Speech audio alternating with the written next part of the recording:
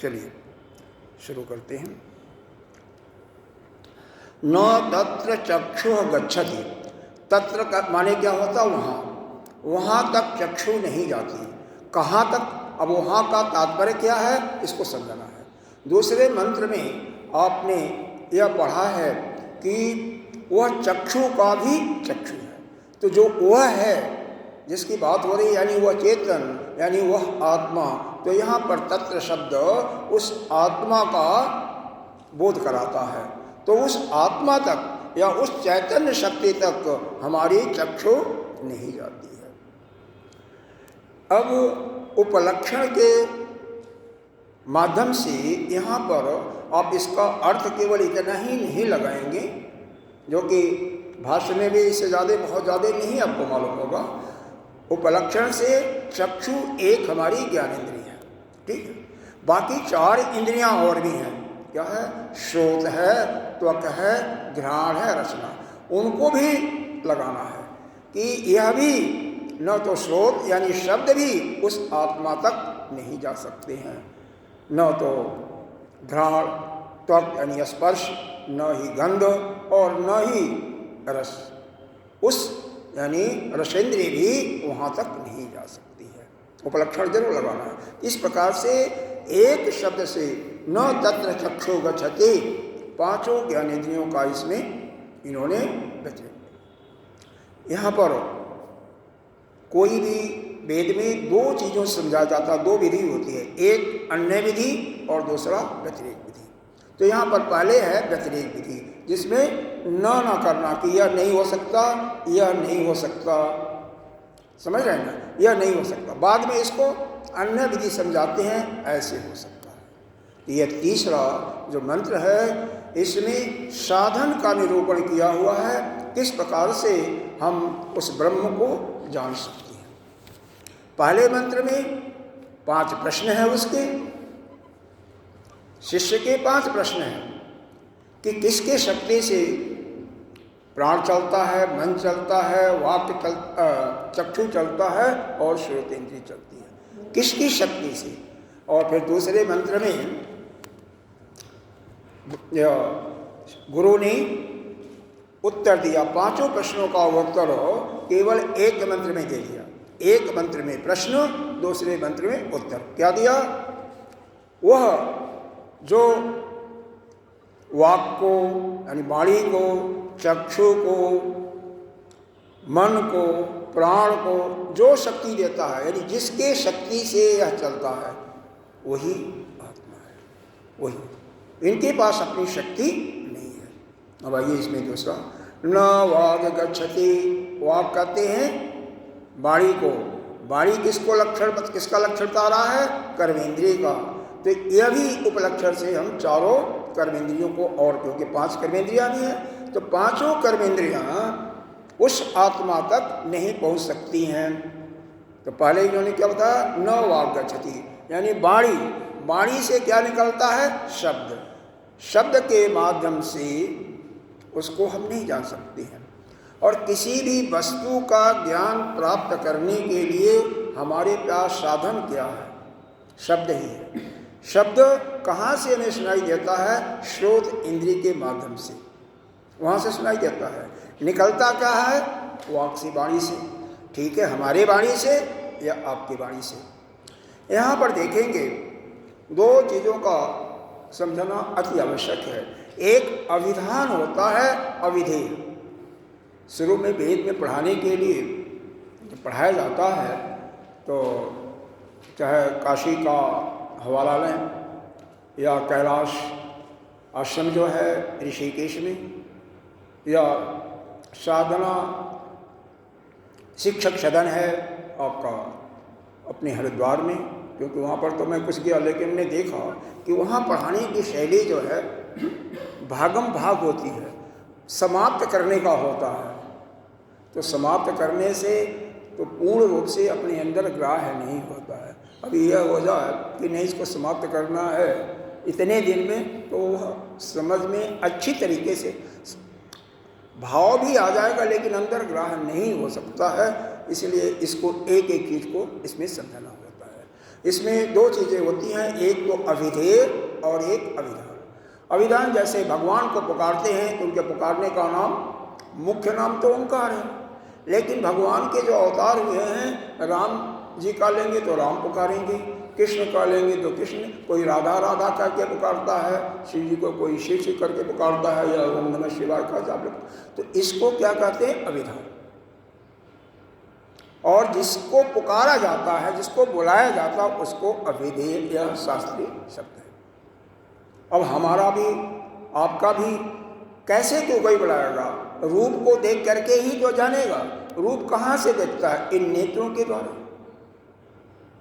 और नाम, कोई एक नाम दे दिया, प्रमीला है, ऋचा है, कोई भी नाम दे दिया गया, उस नाम के द्वारा उसको लक्षित किया जाता है। तो नाम जो जिस नाम से पुकारते हैं वो अभिधान हुआ, जिसको पुकारा जाता है वो अभिधेय हुआ। तो जानने के तरीके हैं, थोड़ा सा इस पर गौर करना चाहिए। अब इसके बाद क्या है? न, अब यहाँ पर एक चीज़ और सुना गया, यह उपलक्षण है कर्मेंद्रिय का। इसी प्रकार से 4 कर्मेंद्रियाँ और भी हमारी क्या है? हस्त है, पाद है, और उपस्थ है, और पायु। उपस्थ मलद्वार को कहते हैं, पायु जनेंद्रिय को।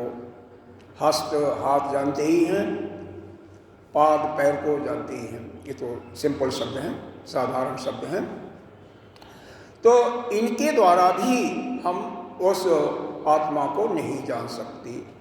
तो इस प्रकार से यहाँ पर पहले 5 ज्ञानेंद्रियों का व्यतिरेक किया गया, उनका निषेध किया गया कि ज्ञानेंद्रियों के माध्यम से वहाँ तक आप नहीं जा सकते, उसको नहीं पा सकते। फिर बाद में 5 कर्मेंद्रियों को निषेध किया गया कि कर्मेंद्रियों के द्वारा भी वहाँ पर आप नहीं पहुँच सकते। तीसरा जो बचा अंतःकरण, हमारे पास वही है ना भाई। सूक्ष्म शरीर की हम बात करते हैं तो जिसमें 7 तत्वों का वर्णन आता है, तो 5 ज्ञानेंद्रिय, 5 कर्मेंद्रिय, 5 हमारे प्राण हैं और 4 अंतःकरण हैं। अंतःकरण को कभी 2 ही लेते हैं, मन और बुद्धि, कभी मन से ही केवल लक्षित कर देते हैं। तो फिर कहा है न मनो, मन से भी आप उस आत्मा तक नहीं जा सकते हो। जैसे मन कर रहे हैं उसी प्रकार से आप अन्य जो हैं क्या, बुद्धि, चित्त, अहंकार, इनका भी ले सकते हैं। उसके बाद न विद्मो न बीजानीतो। विद्मो माने समझता हूँ, मैं जानता हूँ, न विद्मो नहीं जानता हूँ, मैं उसको नहीं जानता हूँ ठीक ठीक। फिर न बीजानीतो, मैं यह भी नहीं जानता कि आपको किस तरह से समझाऊं, उस आत्मा का किस तरह से आपको अनुभव कराऊं, यह भी हमें ठीक ठीक नहीं मालूम है। कौन कर रहा है? गुरु कर रहे हैं, किसी शिष्य से। फिर तो भाई यह तो बड़ी प्रॉब्लम है। अगर गुरु कह रहे हैं शिष्य को कि मैं तो उसको नहीं जानता हूँ, और ना तो आपको कैसे समझाया जा कि इन शब्दों के माध्यम से जा, यह भी मेरे समझ में नहीं आ रहा है, तो फिर कैसे इसको समझें? तो आगे फिर क्या कहते हैं, बहुत सुंदर शब्द है, यथो एतद अनुशिष्यात् अन्यत एव। यहाँ पर जो 10 शब्द आया है ना, संधि विच्छेद करना आना पड़ेगा। द है नहीं, अन्यत है, एव है। यह संधि विच्छेद, हालांकि व्याकरण हमारे न तो मैं जानता हूँ बहुत, और न तो पढ़ाने का हमारा कोई लक्ष्य है। क्योंकि लक्ष्य क्या है? जो हमारा प्रयोजन है, आप उस ब्रह्म को जानें। कौन है तो आप ही।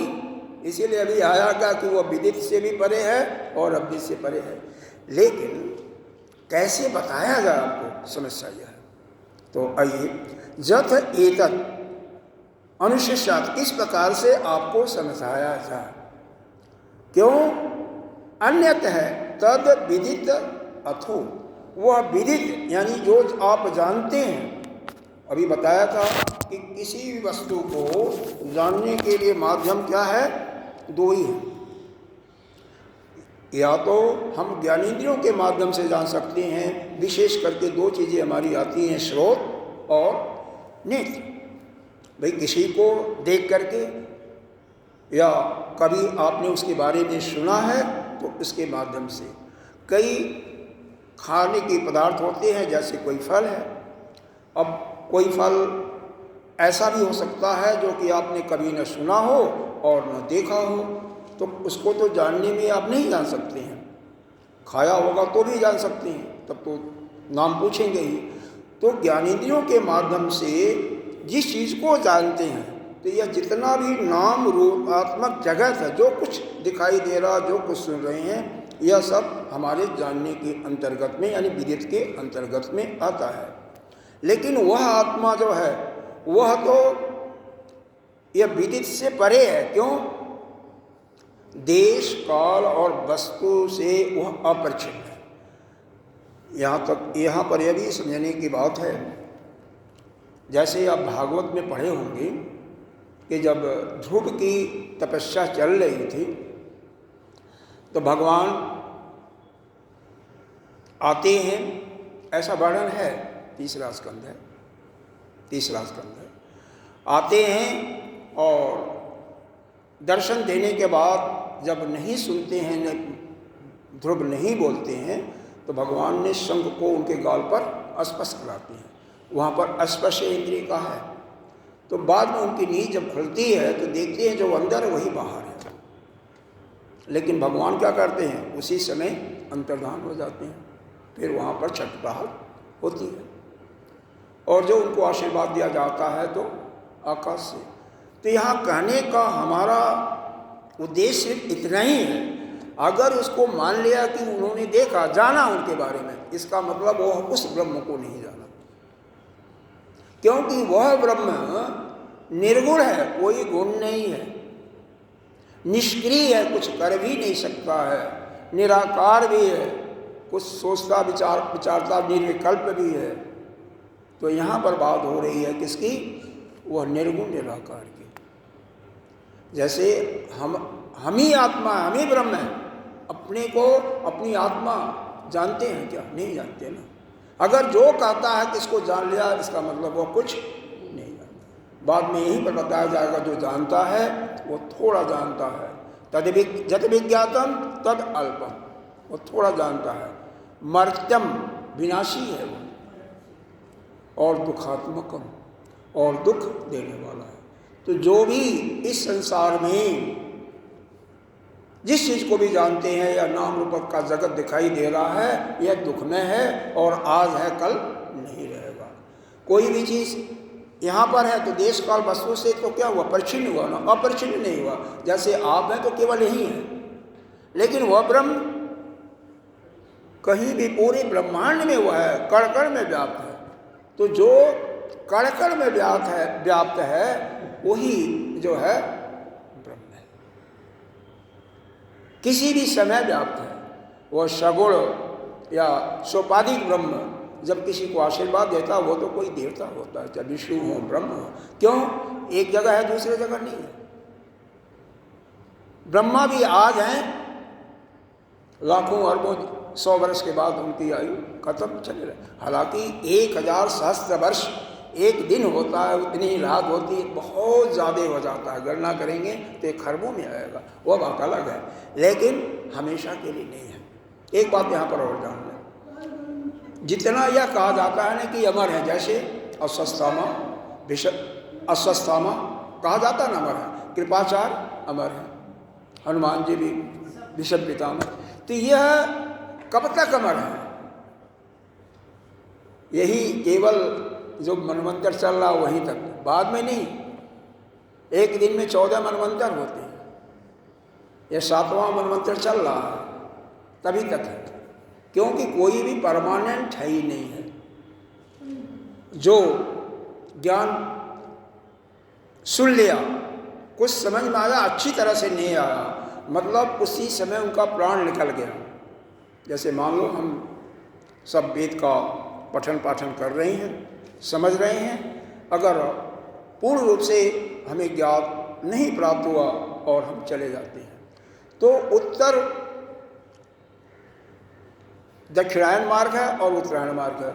शायद पहले बताया होगा, नहीं तो बता दूंगा मैं। वैसे छांदोग्योपनिषद में सबसे ज़्यादा इसका विस्तार से वर्णन किया हुआ छठे खंड में, छठे अध्याय में। वहाँ पर अध्याय है, जैसे यहाँ पर खंड है ना, वहाँ पर अध्याय करते हैं। 8 अध्याय हैं छांदोग्योपनिषद में। वहाँ पर वर्णन है कि जो वेद के अनुसार कर्म उपासना करता है, भक्ति सब कुछ करता है, लेकिन कर्म कर रहा है, भगवान की भक्ति भी नहीं किया और ज्ञान के रास्ते पर भी नहीं चला, तो वह दक्षिणायन मार्ग का ही अधिकारी होता है। दक्षिणा मार्ग से वह जाएगा पितृलोक तक, फिर वापस आएगा। लेकिन जो कर्म भी करता है या पहले कर चुका है वेद के अनुसार, दूसरा कर्म नहीं, यहाँ पर वेद के अनुसार जो कर्म, वेद में क्या बताया गया है?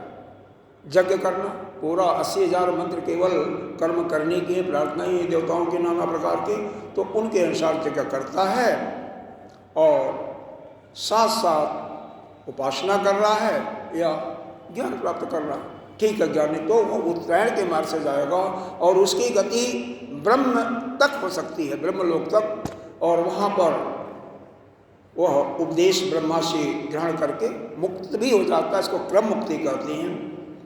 कई जगह ऐसा भी कहा गया है कि जिसके अंदर थोड़ा सा प्रमाद हो जाता है, अहम का प्रमाद, वहाँ भी उसकी मुक्ति नहीं हो पाती, तो वह किसी श्रेष्ठ पुरुष के यहाँ घर में पैदा होते हैं या किसी योगी के यहाँ पैदा हो करके और फिर ज्ञान प्राप्त करके जो बचा कुचा है वह मुक्त हो जाते हैं। मतलब ज़्यादा लंबा समय उनके लिए नहीं लगता। तो यह उत्तरायण मार्ग का यहाँ पर विवरण दिया। चलिए ठीक है, आगे चलते हैं।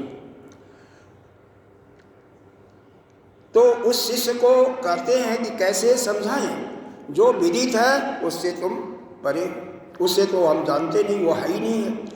अविता दधि, दधि कहते हैं ऊपर का, इसका अर्थ होता है शाब्दिक अर्थ ऊपर, लेकिन यहाँ पर लक्षण दिया गया है किसका? ये इसको अन्य के रूप में दिया गया है, यानी अविदित, जिसको हम जानते नहीं है। जो जानते नहीं है किसी वस्तु को तो उसको खरीद सकते हो ना, उसको उपादेय कहते हैं, लेकिन वो उपादेय के दृष्टि में तभी आएगा जब उसको जानेंगे।